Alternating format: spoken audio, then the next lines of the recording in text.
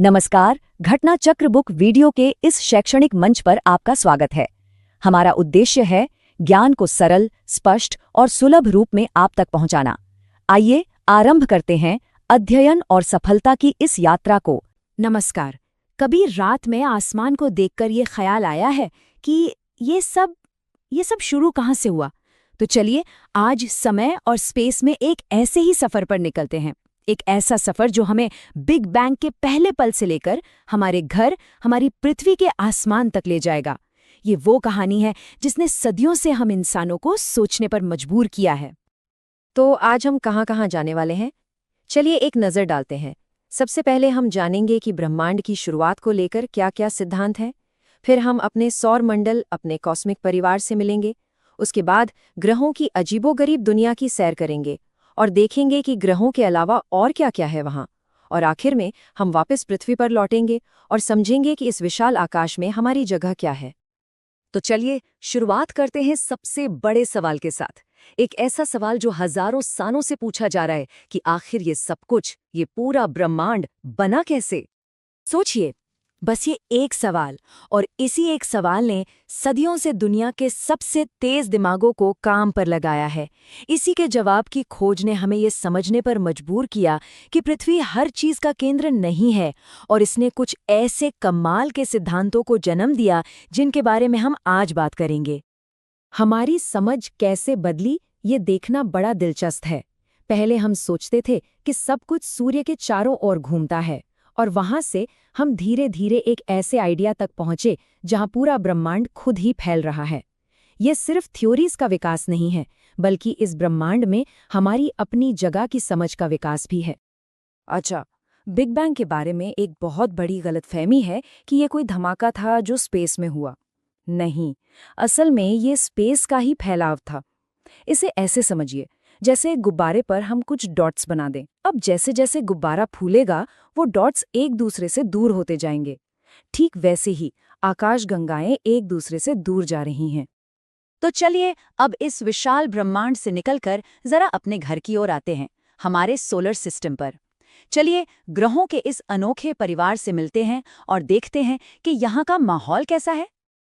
हमारा सौर मंडल ना दो अलग अलग मोहल्लों में बटा हुआ है। एक है अंदर का इलाका, जहां सूर्य के करीब छोटे पथरीले ग्रह रहते हैं, और फिर है बाहरी इलाका, जहां गैस के बड़े बड़े दैत्य रहते हैं, जिनकी कोई ठोस जमीन ही नहीं है। ये बंटवारा हमें बताता है कि हमारा सौर मंडल बना कैसे था। तो ये हैं अंदरूनी मोहल्ले के सदस्य। मर्क्यूरी, वीनस, हमारी पृथ्वी और मार्स, ये सब चट्टानी दुनिया हैं, पत्थर और धातु से बनी हुई। कह सकते हैं कि ये सूर्य के सबसे करीबी पड़ोसी हैं। और फिर आते हैं बाहरी इलाके के बेताज बादशाह, जुपिटर, सैटर्न, यूरेनस और नेपच्यून। ये गैस के इतने विशाल गोले हैं कि इनके सामने अंदर के ग्रह बच्चों जैसे लगते हैं। इनके दर्जनों चांद हैं और शानदार रिंग्स भी, जो इन्हें सौरमंडल का असली रूलर बनाते हैं। अब जब परिवार से जान पहचान हो गई है, तो चलिए कुछ सदस्यों से जरा और करीब से मिलते हैं, क्योंकि हर ग्रह की अपनी एक अलग ही पर्सनालिटी है, एक अनोखी खासियत जो उसे सबसे अलग बनाती है। जरा सोचिए, जुपिटर पर एक ऐसा तूफान चल रहा है जिसमें हमारी जैसी 2-3 पृथ्वी समा जाएं, और ये तूफान कोई 1-2 दिन से नहीं, बल्कि 300 साल से भी ज्यादा वक्त से चल रहा है। ये ग्रेट रेड स्पॉट हमें बताता है कि दूसरे ग्रहों पर मौसम का पैमाना हमारी सोच से कितना बड़ा हो सकता है। ये बात तो सच में हैरान कर देने वाली है। सैटर्न इतना बड़ा ग्रह है, फिर भी उसकी डेंसिटी यानी घनत्व पानी से भी कम है। मतलब अगर कोई इतना बड़ा समंदर होता जिसमें सैटर्न को रख पाते, तो वो उस पर तैरता। ये सोचना भी कितना अजीब है ना? सौरमंडल में वीनस सबसे अलग है, एक तरह का बागी। जहां ज्यादातर ग्रह एक ही दिशा में घूमते हैं, वहीं वीनस उल्टा घूमता है। साइंटिस्ट्स का मानना है कि शायद अरबों साल पहले किसी बड़ी चीज से टक्कर ने इसकी चाल ही बदल दी। ग्रहों को जो निकनेम मिले हैं, उनके पीछे पक्की साइंस है। जैसे मार्स को लाल ग्रह कहते हैं क्योंकि उसकी मिट्टी में जंग लगा लोहा है। मर्क्यूरी सबसे तेज घूमता है, इसलिए वो सबसे तेज ग्रह है। और वीनस का साइज लगभग पृथ्वी जितना है, इसलिए उसे हमारी जुड़वा बहन भी कहते हैं। हालांकि वहां का माहौल बिल्कुल जानलेवा है। लेकिन सौर मंडल की कहानी सिर्फ 8 ग्रहों पर ही खत्म नहीं होती। अरे नहीं, ग्रहों के आगे और उनके बीच में एक पूरी दुनिया बसती है। चट्टानों की, बर्फीले गोलों की और बौने ग्रहों की। ये भी कहानी के बहुत जरूरी किरदार हैं। एस्ट्रॉइड बेल्ट को सौर मंडल का एक बहुत बड़ा म्यूजियम समझिए। ये मार्स और जुपिटर के बीच घूमती लाखों चट्टानों की एक बेल्ट है। ये वो मलबा है जो सौर मंडल बनने के बाद बच गया था और किसी ग्रह का हिस्सा नहीं बन पाया। ये हमें 4.5 अरब साल पुराना इतिहास बताते हैं। तो बोना ग्रह क्या होता है? ये वो दुनियाएं हैं जो इतनी बड़ी तो है कि अपनी ग्रेविटी से गोल हो गई हैं, लेकिन इतनी शक्तिशाली नहीं कि अपनी ऑर्बिट के आसपास का रास्ता साफ कर सकें। जब प्लूटो जैसे और भी ऑब्जेक्ट्स मिले, तब वैज्ञानिकों को ये नई कैटेगरी बनानी पड़ी। स्पेशल क्लब में कुछ बड़े नाम हैं।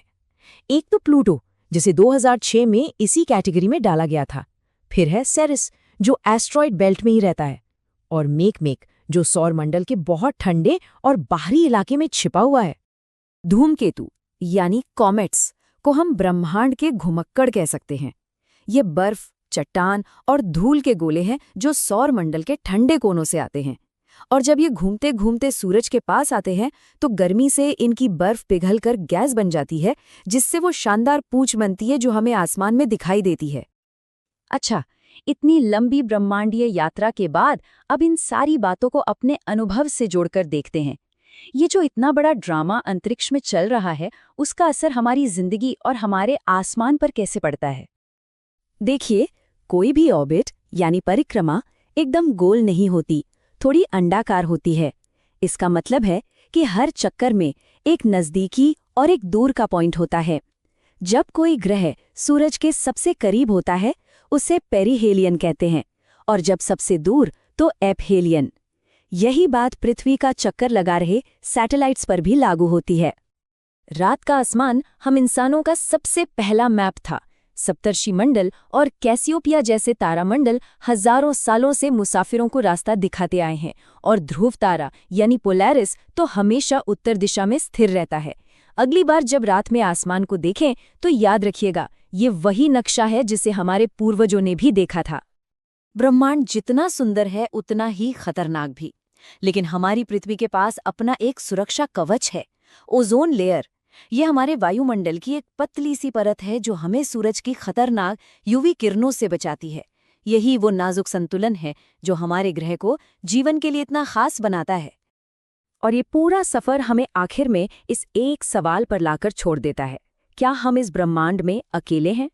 सैटर्न के बर्फीले चांद जैसे एनसेलेडस और टाइटन, उनकी बर्फीली सतह के नीचे तरल पानी के महासागर छिपाए हो सकते हैं। हमारे खोज ने हमें सिखाया है कि जीवन की संभावना उन जगहों पर भी हो सकती है जहां हमने कभी सोचा भी नहीं था। क्या पता ब्रह्मांड का सबसे बड़ा रहस्य हमारे ही सौरमंडल में कहीं छिपा हो, बस खोजे जाने का इंतजार कर रहा हो।